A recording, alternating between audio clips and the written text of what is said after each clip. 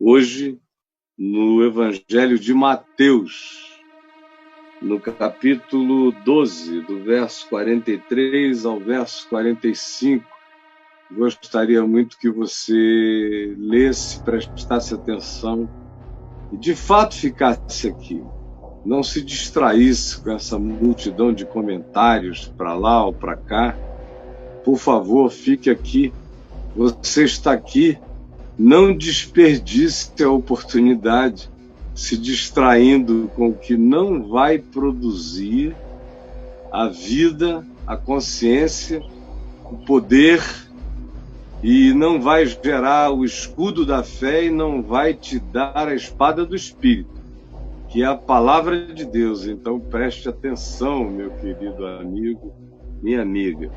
Está aqui Mateus 12, de 43 a 45, que nos dizem assim, olha só: quando o espírito imundo sai do homem, assumindo que homens podem ficar possessos de espíritos imundos. Você entendeu?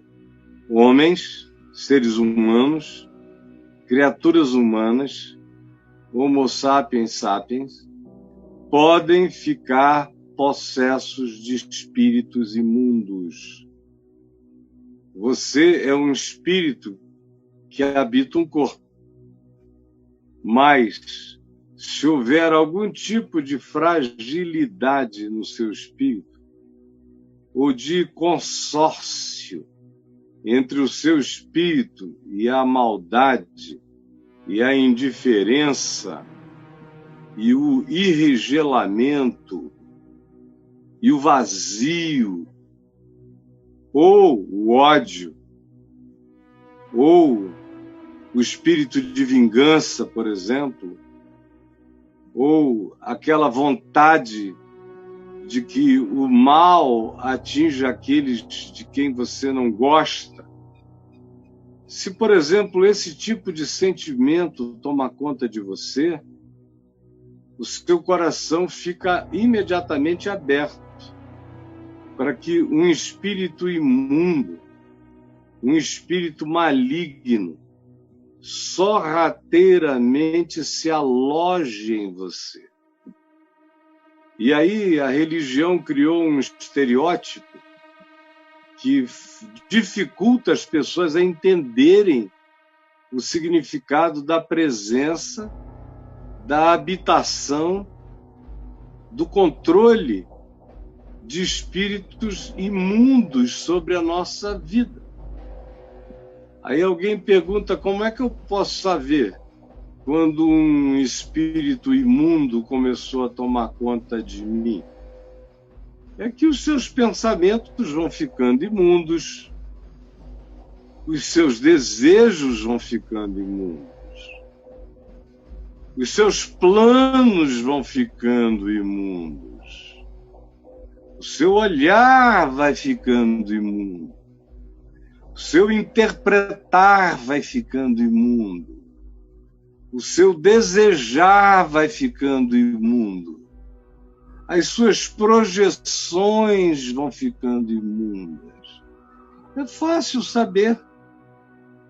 Veja o que você pensa, veja o que você deseja, veja o que você ambiciona, veja o que você busca, veja o que você aplaude, veja o que você escolhe, veja o que você chama de minha preferência, meu compromisso, minha crença, minha ideologia, meu modo de olhar o mundo. Se for um modo imundo, aí você diz: o que é um modo imundo?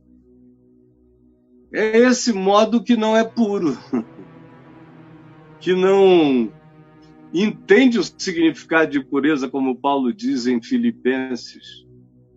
Ele diz: finalmente, irmãos, tudo que é puro, tudo que é de boa fama, tudo que é construtivo, tudo que é edificante, se algum louvor existe, se alguma coisa boa existe para ser rememorada, trazida e celebrada, se alguma coisa digna existe, seja isso o que ocupe o modelo, a matriz do pensamento de vocês, para que o Deus da paz habite vocês. Olhe bem isso, para que o Deus da paz seja convosco. O seja convosco não é só ser em nosso favor, é ser em nós. Seja convosco é ser em mim. Seja com você, Caio, em se tratando de Deus, se está desejando que Deus seja Deus em mim. Me habite, nesse caso, me habite com paz. Com essa paz que me ocupa. Que Jesus disse, deixo-vos a paz, a minha paz vos dou, não vou-la dou como a dá o mundo. Não se turbe o vosso coração. É isso que tem que me ocupar. Essa é a presença que tem que estar em mim. Esse é o espírito, essa é a atitude. Por outro lado, se não é assim, eu invoco a presença de espíritos imundos para a minha vida, para a minha mente, para o meu pensamento, para a minha forma de interpretar, de ser, de escolher, de agir, sem nem mesmo perceber.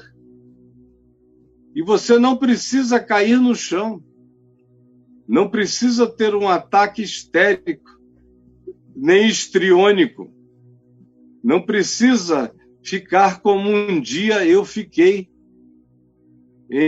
na madrugada do dia 19 de julho de 1973, quando eu sofri um ataque maligno que tomou conta de mim e me jogou de um lado para o outro, sem que eu tivesse controle sobre o corpo. Eu tinha decidido na véspera que eu iria ser de Jesus e seguir a Jesus. Invoquei o nome de Jesus. Quando foi 6h, 5h45, 6 e alguma coisa, eu fui invadido por uma presença maligna que dominou tudo, meu corpo, meus movimentos, minha fala, meus grunhidos que eu não falava. Eu não perdi, todavia, a consciência, mas me assisti sem nenhum domínio nem controle de mim. Isso é um caso típico de forças malignas tentando possuir alguém. No meu caso, não me possuíram porque a minha mente não foi tomada, mas tiveram o poder de dominar meu corpo, de fazer com que os meus movimentos não me pertencessem. Não é disso que se está falando aqui. Jesus não está falando seguramente disso. Ele está falando de um nível de possessão sorrateira que não gera nenhum tipo de tremor, ou como se diz na minha terra, que não produz estribuchamento, que não gera convulsão, que não produz essa performance básica de espíritos imundos de natureza completamente banal. Não. Jesus está falando de algo muito mais sério, porque não dá esses sinais. Ele vem, ele passa, ele encontra o lugar, o abrigo, ele vê que há um vazio, ou que há uma ocupação emocional e sentimental adequada, invocativa, que funciona como uma permissão de entrada. Eles passam e eles veem, eles enxergam aquilo do que nós estamos possuídos. Você que anda possuído de muito ódio, muita raiva, muita hostilidade, muita agressividade indiscriminada, ou você que anda alimentando sentimentos horrorosos a respeito de algumas pessoas, ou você que entrou na ideologia do ódio, que crê que existem pessoas do outro lado da vida que necessitam ser odiadas, devidamente odiadas por você. Você é um receptor. Você é uma realidade de oferta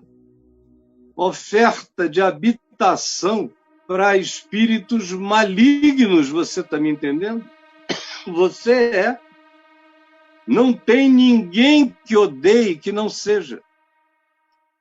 Não há ninguém tomado de amargura que não o seja. Não há ninguém que cobice, que inveje e que se deixe possuir de ganância e que, pelo seu próprio capricho, esteja disposto a qualquer coisa, que não esteja com a porta aberta para que essas presenças malignas em nós penetrem. Você pensa que tem que ir a um lugar de invocação? Você pensa que precisa fazer alguma oração maligna, cumprir algum rito? Você acha que tem que ir a algum lugar onde haja um sacerdote chamando essas malignidades sobre a sua vida? Não, meu amigo. Dependendo de como você seja, de quem você seja, do que você pratica, você é a invocação do mal. Sua existência é essa anti-oração perversa que abre a porta para a malignidade habitar você. Você me entendeu? Não é possível que não tenha me compreendido. Quando o espírito imundo sai do homem, e se sai é porque entra, e entra fácil. E entra de passagem. Jesus aqui está descrevendo a situação em que um espírito que habitava uma mente, um coração, ele, mais adiante, vai associar isso aqui a uma geração. Às vezes é uma geração inteira, uma coletividade inteira, um grupo inteiro que fica tomado por espírito maligno. Aqui ele está falando do episódio de um indivíduo de quem o espírito maligno saiu. E pela ambiência toda do contexto, especialmente em Lucas 11, você vê que é um espírito que foi expulso, porque Jesus o discerniu, no caso do Evangelho, lá em Lucas 11, ou porque alguém, ou porque a palavra da verdade, que é carregada de poder, de fazer tornarem-se patentes todos os espíritos e todas as presenças da mente humana, essa palavra se manifestou e esse espírito não suportou a presença da verdade e fugiu, porque ele foge da verdade. O fato é que quando o espírito imundo sai do homem, anda por lugares áridos, procurando habitação.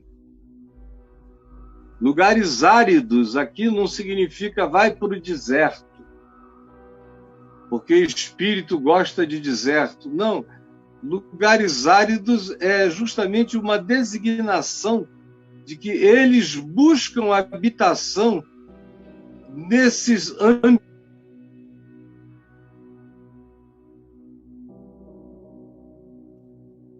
Eles buscam habitação nos ambientes inférteis da existência, nos ambientes onde nada de vida é produzido.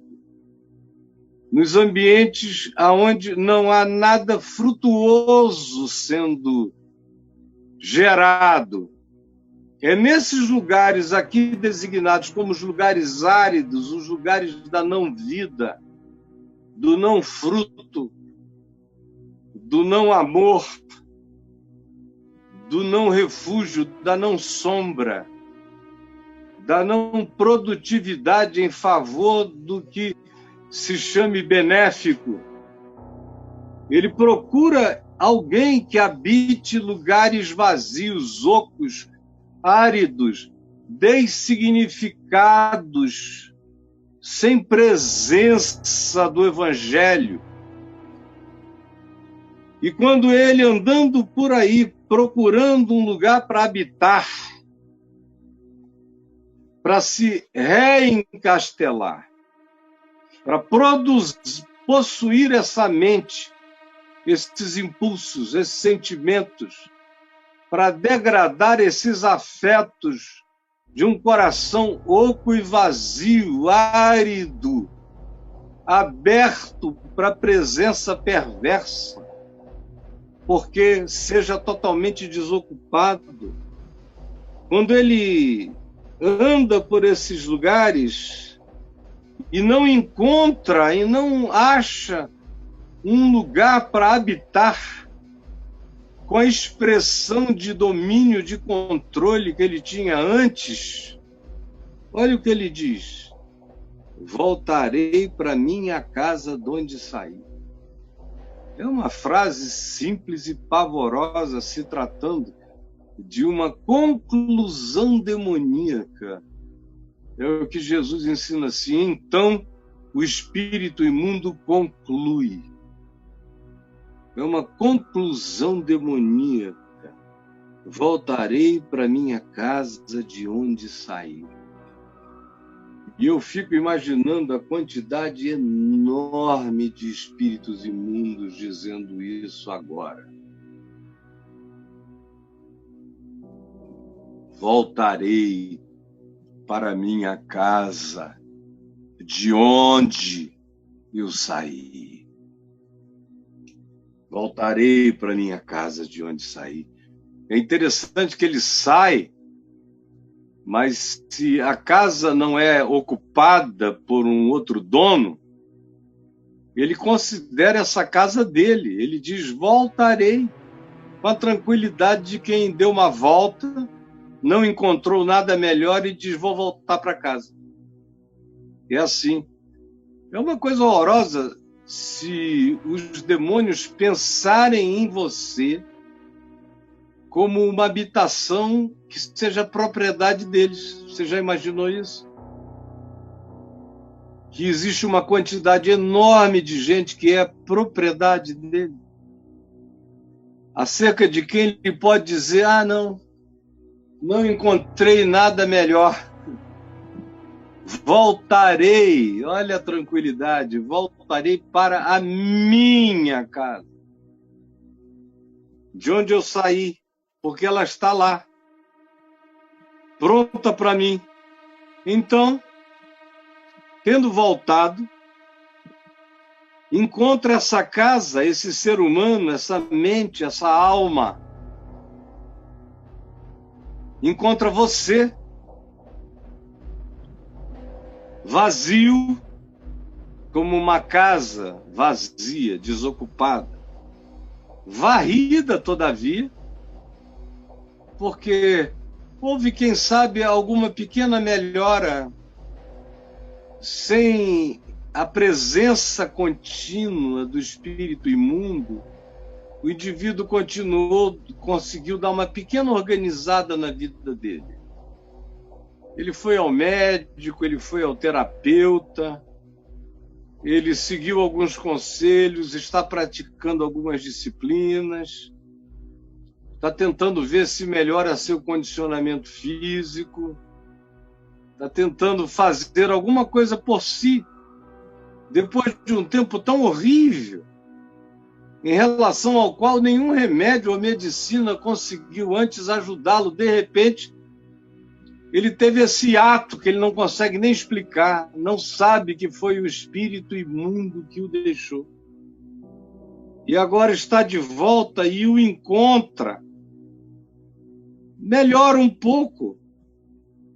E aí ele diz: meu Deus, como isso está bom para mim.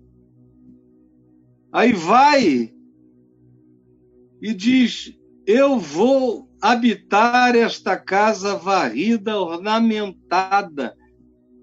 Eles mudaram até a mobília. Está muito bom para os festejos do inferno nessa mente, nesse coração. Então vai, preste atenção.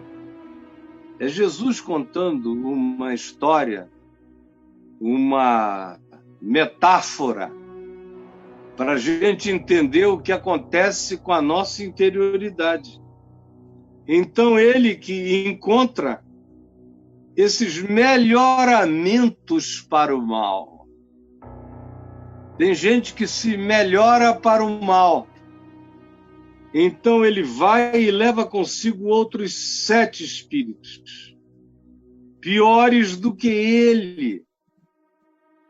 Ele chama entidades mais fortes, mais malignas, mais perversas do que ele, para irem com ele habitar este lugar, que agora é uma casa interior vazia, varrida e ornamentada.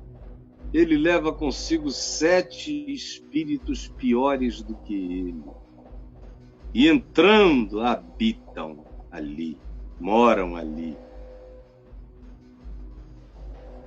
E é tão comum a gente ver que as segundas experiências de pessoas que viveram situações horrorosas e que tiveram uma pequena melhora, não sabem nem porquê. Frequentemente foi completamente aleatório, randômico. Nem o médico consegue explicar por que a pessoa melhorou. Foram espíritos imundos, atormentadores, obsessores, que deixaram aquela pessoa por um instante, o espírito maligno que a atormentava, que a possuía, teve alguma pulsão de deixar por um tempo e ver se encontrava tormento maior para praticar. E não tendo achado nada tão adequado, porque constrói-se uma relação de natureza psicultural entre o indivíduo possesso e o espírito imundo. Eles se habituam um ao outro, eles criam uma relação de dependência e de codependência.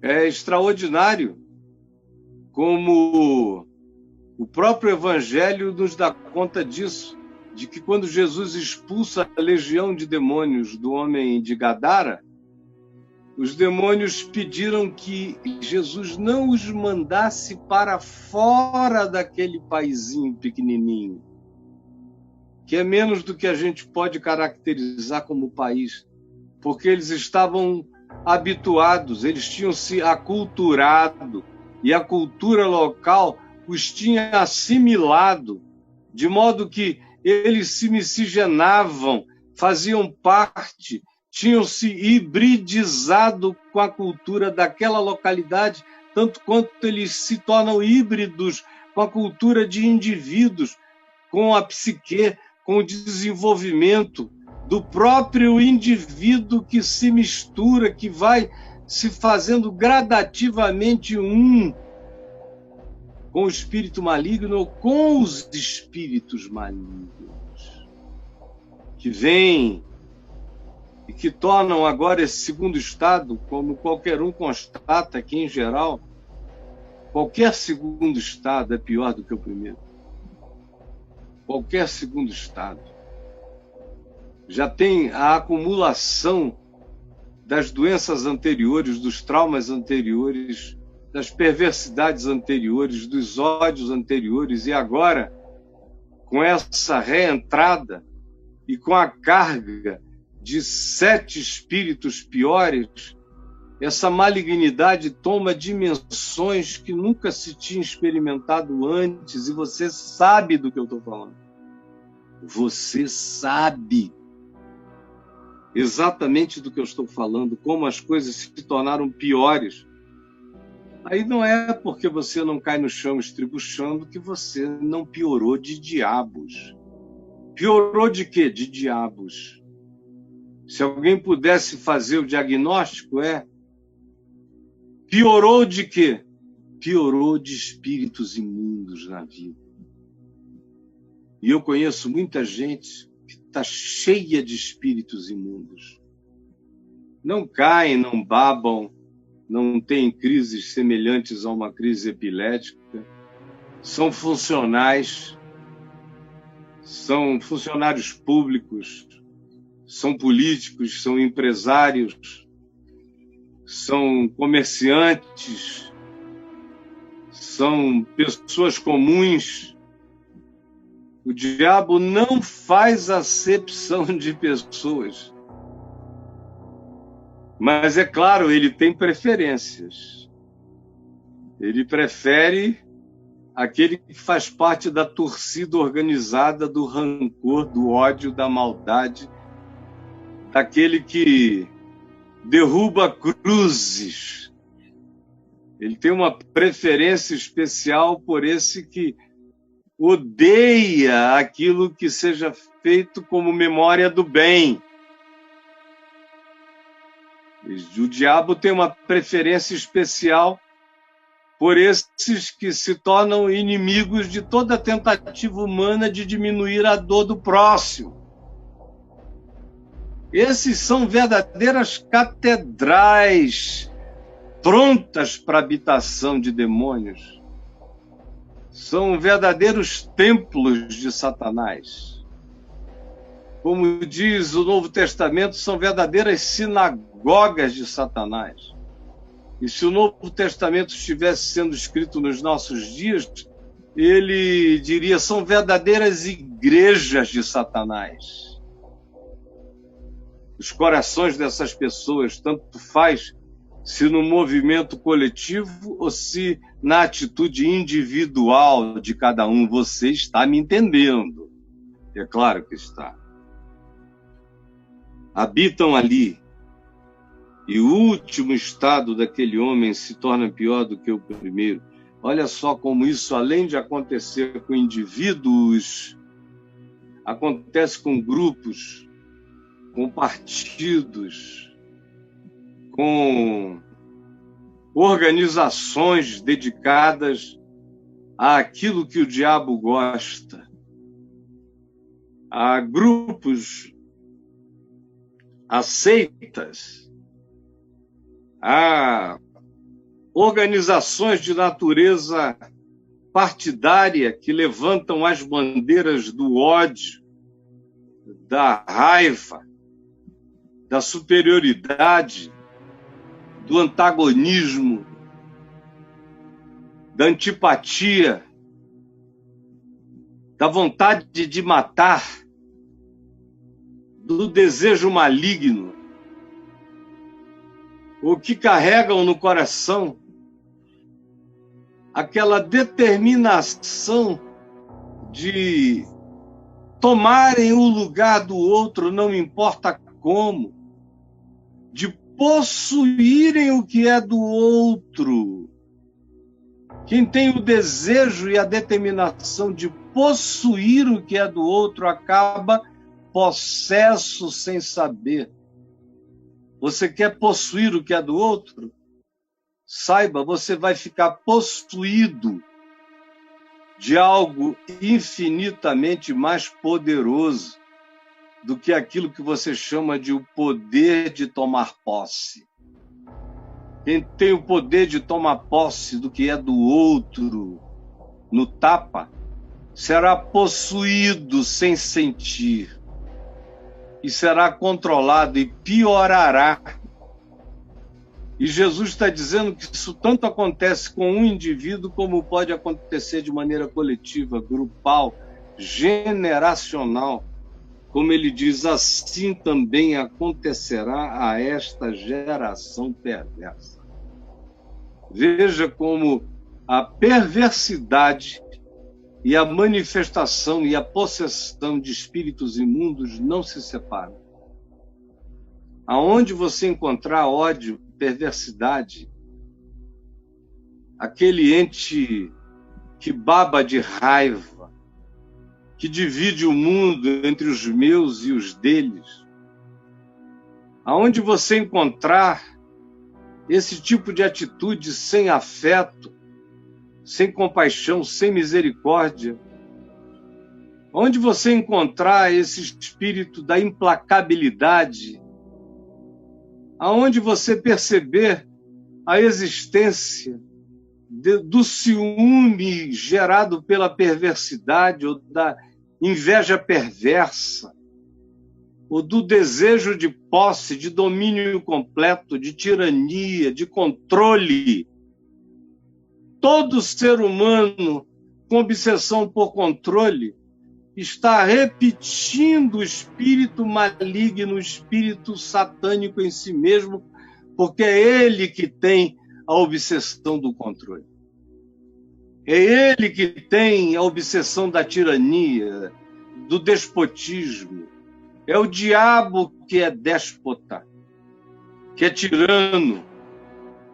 É o diabo que quer tomar aquilo que não é dele, porque não há nenhuma alma humana nesse mundo que tenha sido criada por ele ou para ele. Ele é que é um invasor. Ele é que se arroga ao papel de determinar como as coisas serão.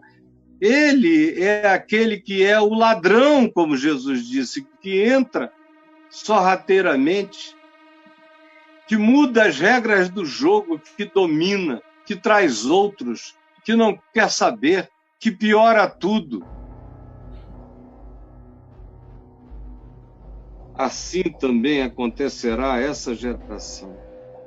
Nós estamos assistindo isso hoje. Nós estamos assistindo isso hoje. No mundo, em tantos lugares do mundo, em alguns, graças a Deus, nem tanto, mas em alguns outros, a gente vê uma geração inteira sendo possuída por espíritos malignos, como aqui no nosso país.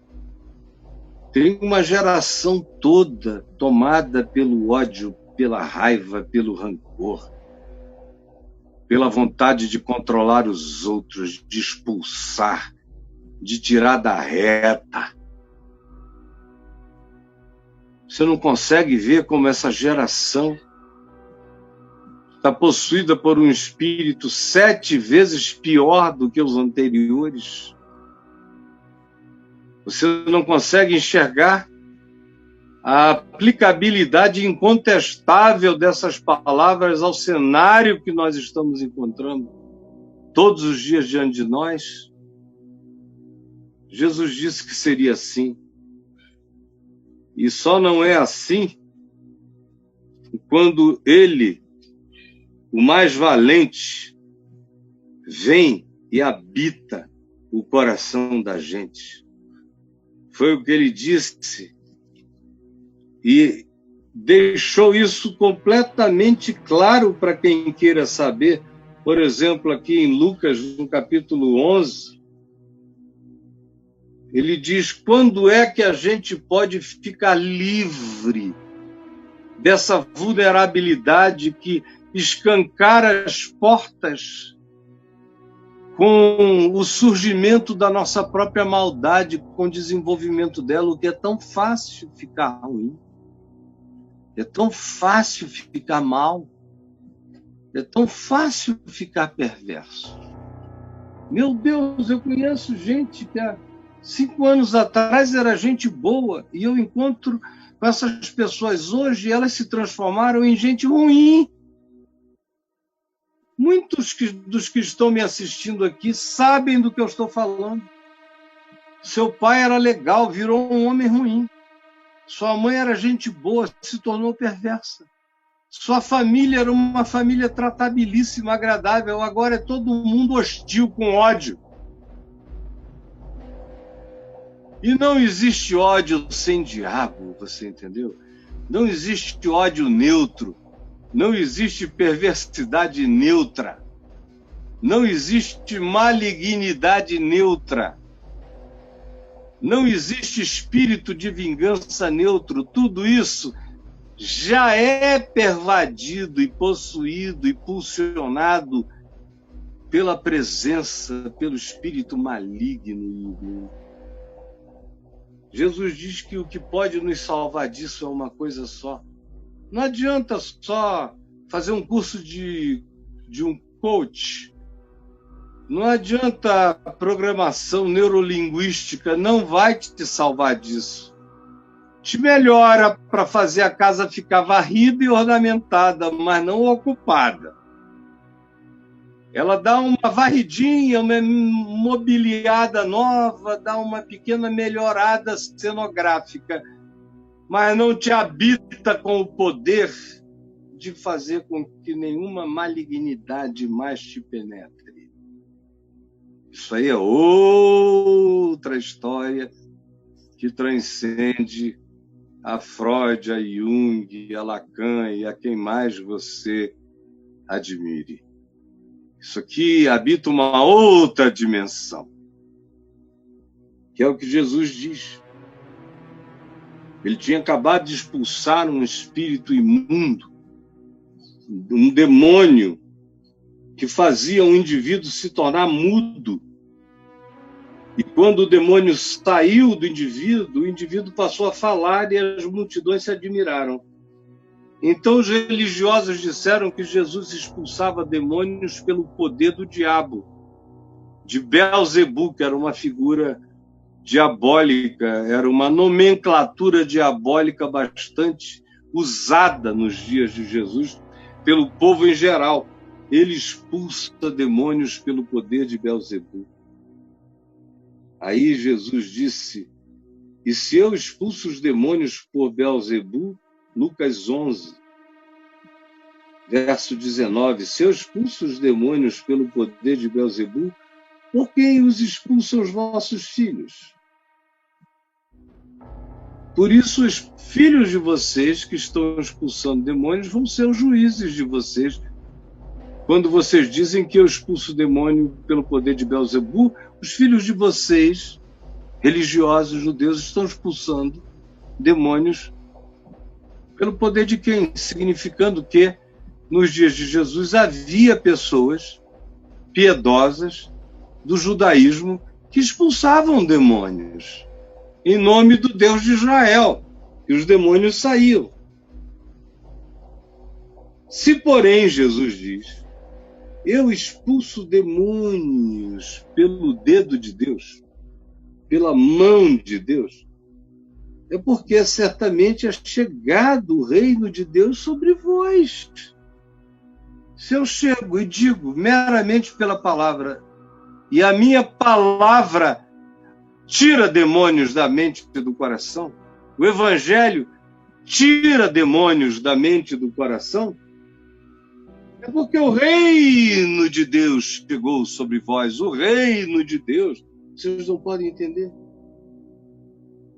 que quem chegou é maior. Preste atenção nessa parábola da ocupação benfazeja, bendita, do reino de Deus, habitando o coração e livrando a mente, a alma humana, ou salvando toda uma geração possuída pelo mesmo espírito maligno do ódio. Quando o valente, bem armado, guarda a sua própria casa, ficam em segurança os seus bens.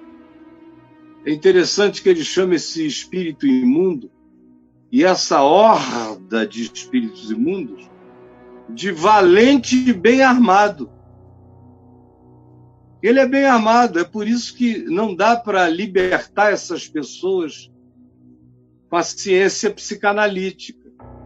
A psicanálise, e eu sou psicanalista, ajuda muita gente quando a questão não chega nesse nível de entranhamento, de habitação perversa.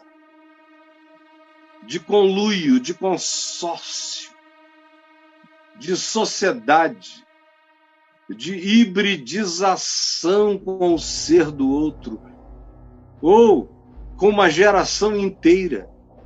Fique sabendo, esse que pratica essa perversidade, esse poder invisível, Jesus o chama de valente, que ele não tem medo de qualquer um, nem de qualquer coisa.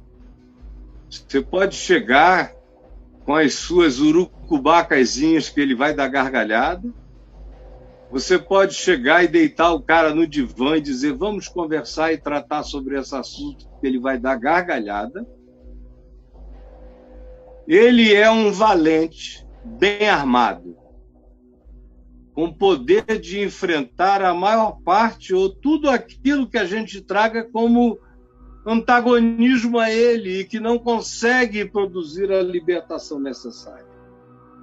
Porque ele é valente, é bem armado, por isso ele guarda a sua própria casa, a sua própria casa.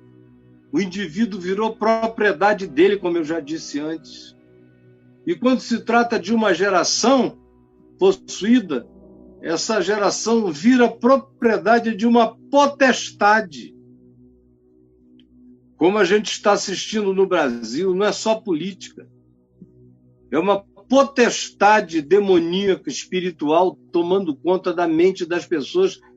Você não vê como elas estão alteradas, como existe um brilho de ódio, como existe uma pulsão perversa, como você percebe uma valentia diabólica no que está sendo feito. Você está me entendendo?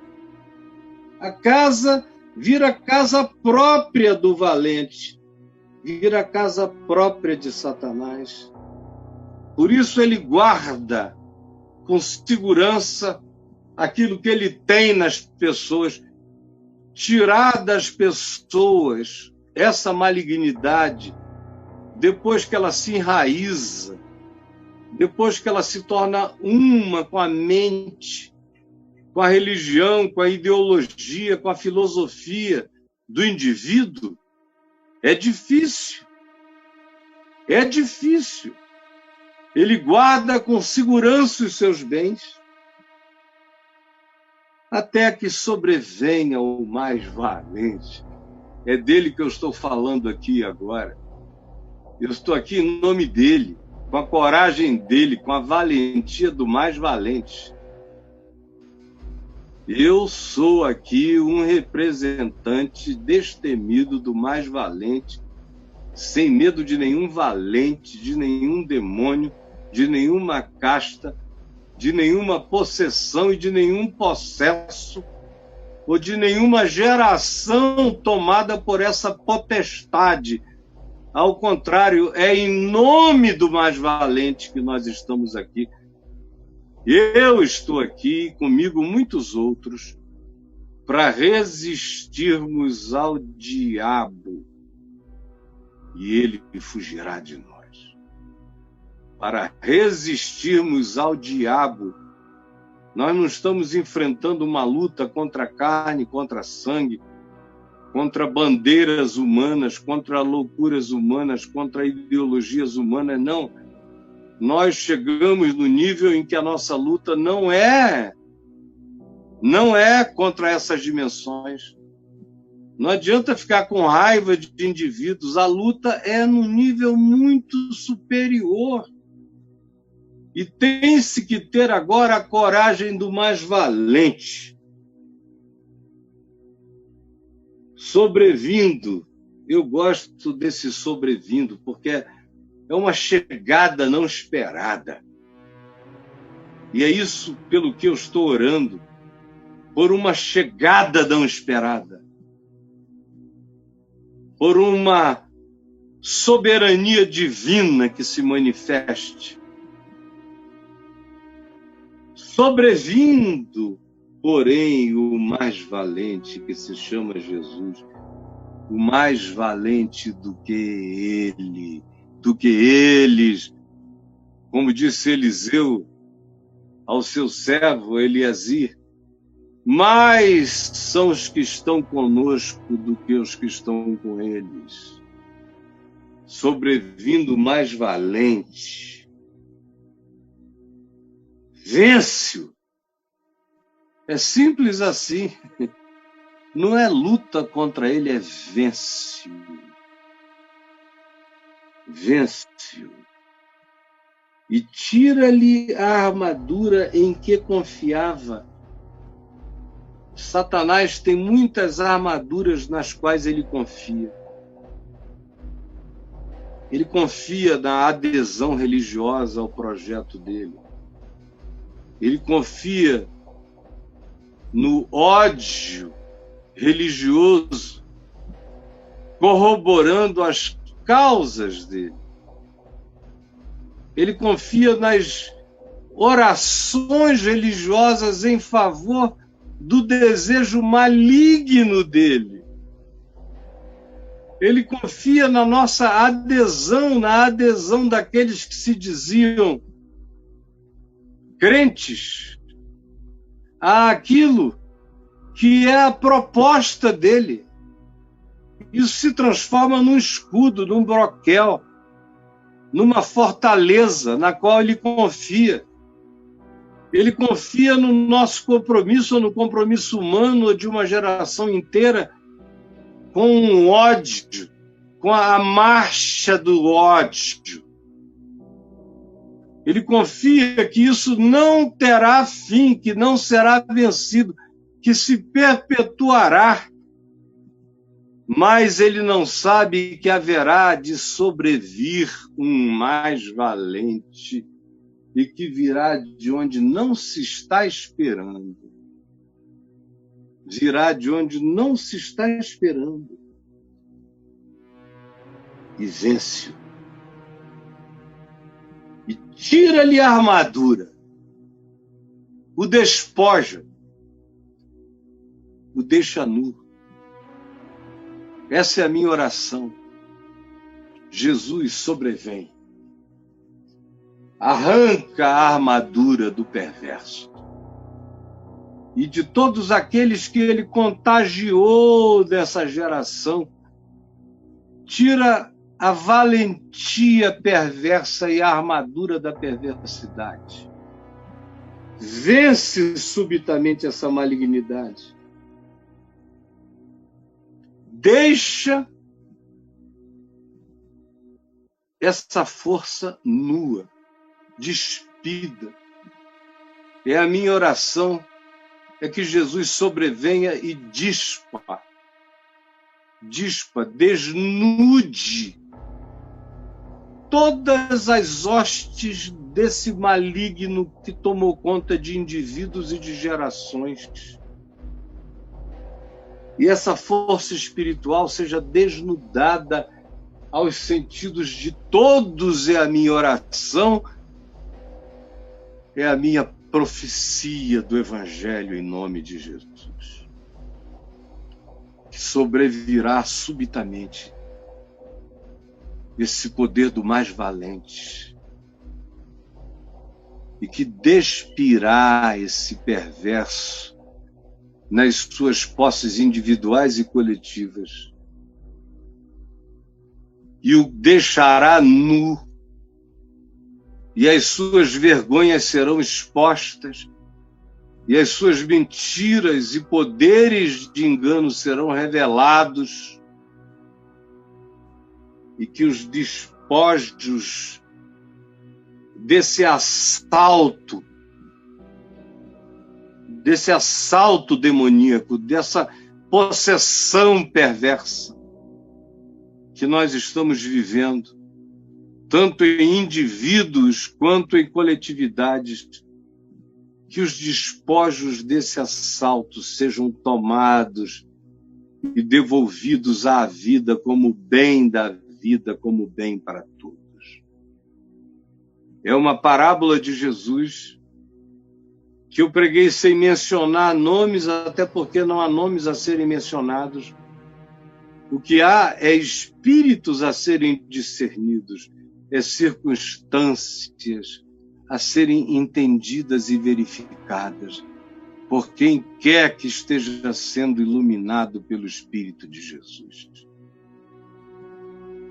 Senhor Jesus, eu creio que o mais valente que és tu hás de sobrevir, porque nós estamos vivendo um tempo em que milhões ficaram possessos, uma geração inteira ficou possuída pelo espírito da raiva, do ódio, do antagonismo.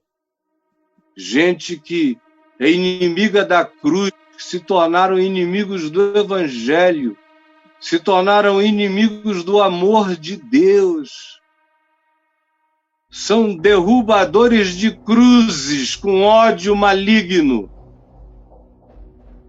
Eu quero te pedir que esse espírito, que não tem mais para onde se esconder, que já está revelado e manifesto pela tua palavra, que é viva e eficaz e é mais penetrante do que qualquer espada de 2 gumes e é apta para penetrar mente e coração, para separar juntas de medulas e para tornar manifesto todos os pensamentos e propósitos do coração, para patentear, para virar para a luz a cara que estava escondida e que agora está exposta, descoberta e desnudada.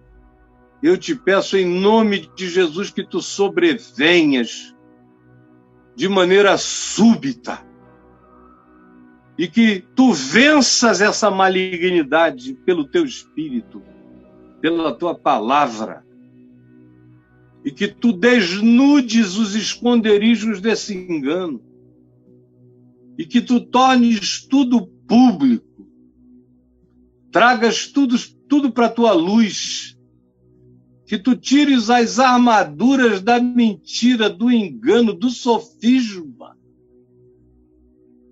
que tu derrubes os encastelamentos do engano entre nós, e que tudo fique nu e descoberto ante os olhos daquele a quem temos que prestar contas.